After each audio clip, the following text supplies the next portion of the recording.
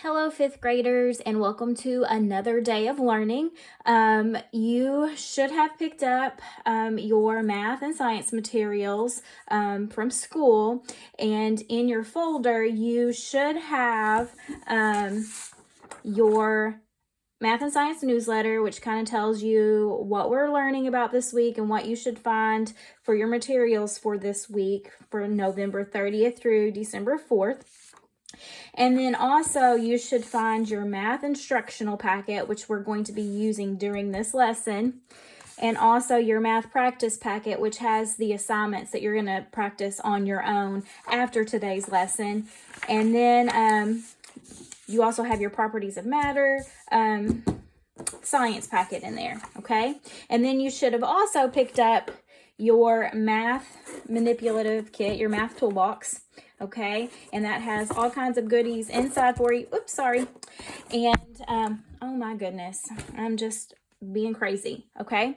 Well, today's math lesson is we're going to revisit the Great Wall of Base 10 because I felt like a lot of people struggled with the assignment that I gave over that a couple of weeks ago. And so we want to take a closer look at that. And that's why I sent this math instructional packet home with you, because it has things in here to follow along with today's lesson. So hopefully it becomes more concrete for you and becomes more like interactive for you so that you actually learn what the patterns of the Great Wall of Base 10 show us. And you can relate that to the place value chart. You are going to need a pair of scissors today, and you're also going to need your pencil so that you can do some labeling, okay? So if you would open up to your first page, and this is called the Great Wall of Base 10. In fourth grade, you actually made a Great Wall of Base 10, and either me or Miss Cruz, we stuck those up on our classroom walls, and we kind of looked at the patterns that we saw in the Great Wall of Base 10 and all of that. And we did that with just whole numbers. But in fifth grade, we start to also look at decimals and how the Great Wall of Base 10 patterns continue with decimals. But we're going to review what you kind of learned last year. And so I hope you have this paper out. And I want you to take a look at all of these images that are on here on the Great Wall of Base 10. What patterns do you notice? Do you notice that it goes square, rectangle, square, rectangle, square? Yeah. And do you notice each time we go to the left, the image, the value of those images gets larger? Does anybody notice a pattern for what happens? How could we go from this tiny square here to this strip? And how do we go from that strip to that mat? And how do we go to that mat to the strip mat? Hopefully you see that each one gets 10 times bigger. So 10 times bigger, 10 times bigger, 10 times bigger, 10 times bigger. And if you keep going to the left, it's going to also get 10 times bigger each new image. And we could go the opposite direction. We could say each one gets 10 times smaller, or we could do this divided by 10 equals this. This strip mat divided by 10 equals the mat. This mat divided by 10 equals the strip. And this strip divided by 10 equals the little unit there. You're actually going to get your pencil now, and we're going to label what we call each one of these and what the value of each one of these are. And we're going to start with this little tiny guy here called the unit. Please join me in writing the word unit there. Unit. And the value of that unit is just 1. And then when we go to the left, it gets 10 times greater, and this we call a strip, and it has a value of 10. And then when we move to the left, it gets 10 times bigger, because if we line 10 of these up side by side, we get what we call the mat. And that's equal to a value of 100. And then when we stack 10 of these mats on top of each other, how many tiny units do we have in all? Hopefully you think, well, 10 groups of 100, 100, 200, 300, 400, 500, 600, 700, 800, 900, 10 hundreds is equal to 1,000. And we call this little guy a strip mat. I'm hoping this is coming back to you from last year. And then when we stick 10 of these strips side by side, okay, we have 1,000, 2,000, because remember, this is equal to 1,000. And if we've got 10 of them, 10 groups of 1,000, 1,000, 2,000, 3,000, 4,000, 5,000, 6,000, 7,000, 8,000, 9,000, 10,000. And we call that the mat because it's made of mats, but it's a giant mat. So essentially it's a mat. And it's equal to 10,000. What would the one to the left of it look like? And what would its value be? Hopefully you're noticing that each time we move to the left, it's like we're adding a 0, but we're not really adding a 0. We're actually multiplying by a factor of 10. So that's why that 0 gets added on. So if we were to extend this, and you guys don't have to do this, but I just want to show you, if we were to extend this, the next one would look like 100,000.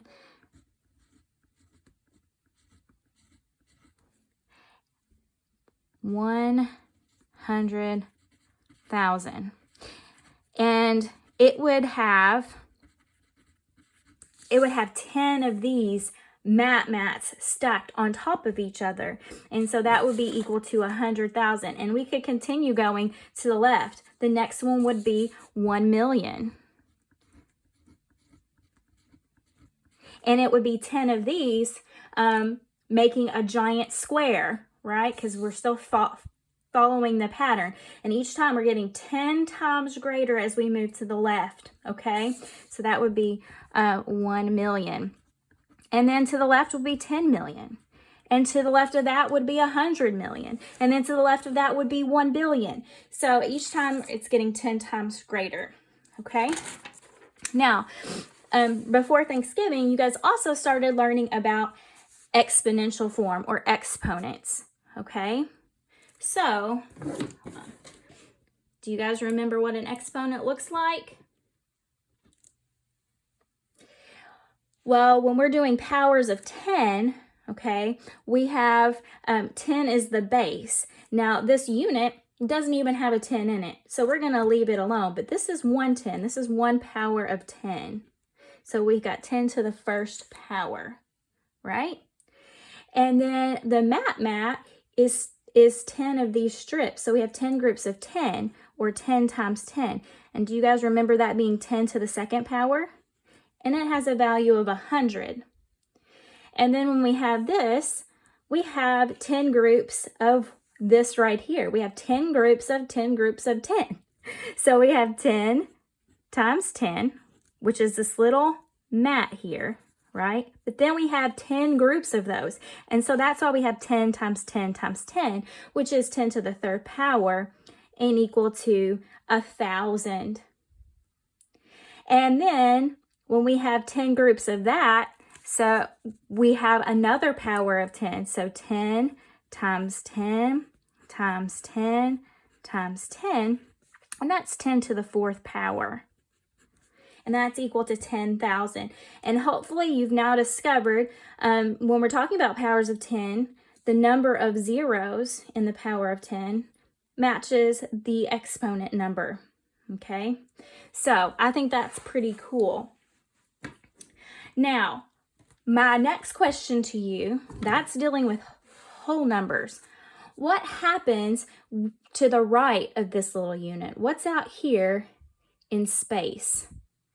Do our numbers just stop at 1 and they don't get any smaller? Hopefully you understand that numbers can be smaller than 1. In fact, in our money system, numbers can be smaller than 1. That's where we get our cents from. That's where we get our pennies and our dimes and our nickels and our quarters. Those are values that are less than 1. And that happens every day in real life. We can split a unit into smaller pieces and just have the fraction of it. It happens with pizzas. A whole pizza can be split and you can have a fraction of a pizza instead of a whole pizza. So that happens every day. And so here's the next part of the lesson. You should have, in your next page, should be this 10 by 10 centimeter grids page. Okay, I've already cut my bottom section off because I wanted to go ahead and cut out one of those tiny pieces. But my question to you is, and this is where after I ask the question and give you instructions, I want you to stop the video or pause the video because I want you to actually do this. Okay, so I want you to determine the size, shape, and value of the piece that would be immediately to the right of this unit. Okay, so you have a mat like this. You actually have two of them in case you mess up. How could you cut a piece to the right of the unit? Okay, now I want you to think about the pattern that has been happening. Every time we move to the left, it gets 10 times bigger. But every time we go to the right, it gets 10 times smaller. So I want you to cut your 10 by 10 centimeter grid out. And I want you to try to figure out what, let's say if this were the 1, okay, matches that unit down there, okay, how would you show what place value area, how would you show what goes to the right of the unit? It should be 10 times smaller, right? So what are you going to do to this? I'm going to go ahead and pause the video and use your scissors and do what you need to do, or think about this. How could you show the value of the piece to the right of the unit? Pause your video now. All right, welcome back. Hopefully you paused your video. Okay, so hopefully you thought about this. Hopefully you thought, you know what? That unit looks a lot like one of those little tiny squares on this centimeter mat. And maybe you cut that out. And if we continue the pattern, each place value to the right gets 10 times smaller. Hopefully you thought, I can just cut this into 10 equal parts and get what the value of that should be. Now you're probably thinking, Miss Lucas, that's so tiny. Look at that. That is super tiny. But that's what fractions are. They're smaller than a whole. So it is going to seem like it's a lot smaller compared to the whole because it's 10 times smaller than whatever your whole is. So we're actually going to draw a little tiny, like, let's imagine we just split that into 10 equal parts. I'm going to draw a little tiny stick there, and we're going to call that the striplet. The striplet. Okay? Because it's, like anytime there's an it means it's like tiny. So a little striplet, okay? It's like a little tiny strip, right? And its value is 1/10 of the whole. It's not even equal to one whole. It's like equal to a dime if we were talking about money. It's 1/10. Now, imagine what would be to the right of that. It's going to be 10 times smaller as well than the striplet. So can you cut this little piece into 10 equal parts? If you do, then it's going to be super teeny tiny. I don't even know. Can you see that on my scissors there? That little tiny piece? It's blurry, I know. But I have a little tiny piece there. There, can you see it? We're going to call that a matlet. Because it would be in the shape of a square, right? If we're following the pattern, matlet. And it's worth 1/100th of the whole, because if we split this into 10 equal parts and we had 10 of those that made up that, then there's only one. This is one piece out of 100 equal pieces of the whole. And whenever we're using fraction names or decimal names, we're always referring to that fraction or decimal in relationship to the whole. So what would be to the right of the matlet? That's where it gets really, really tricky. And so what we're going to do is we're going to imagine something here. And you guys don't have to do this, but I'm going to do it. We're going to cover this, okay? Stay with me. We're almost done with this part of the lesson, okay? So, I forgot to put the little dot there. So, instead of calling this the mat, let's imagine we're calling this the 1 unit, okay? We're going to give this the value of a unit. And for the next few weeks, we're going to call the big mat the unit. Now, that's okay because it fits the same shape as the unit over here, right? But now we're going to call it the unit. Okay? It's going to have the value of the unit. It's like we're zooming into this. And so if you have your area pieces here, and you want to call that a mat, quit calling it a mat for right now. We're going to call it a unit. Let's imagine it like it's this. Like we zoomed into this little unit here and made it larger so that we can see how we can break a unit into parts, just like we have broken other things into parts, okay? So this is going to be our unit. So that means that this right here is now our strip, and it's worth 10. And this is now worth 100. This is our mat, and it's worth 100, okay? Because each one of these is worth 1, and if you count those, do you see the bold lines? 1, 2, 3, 4, 5, 6, 7, 8, 9, 10. I'm not talking about the little tiny squares right now. I'm talking about the big mats. They're inside there. There's 100 of them, just like there are 10 of them. There's 10 of these that make up this, okay? So are you with me? Can you get past this and imagine that this is now the unit? So now, just like we cut this little tiny square into that strip, this is now our striplet. And it's worth 1/10 because it takes 10 of these to make this whole. So this is 1/10 of the unit. And how many of those does it take to make the unit? It takes 100. So we're going to call that a matlet, and it's going to have a value of 100th. Now, our little teeny tiny thing that we made here is 1/10 of that. And so that's going to be our 1,000th, okay? I don't know what name you would give it. A striplet, maybe?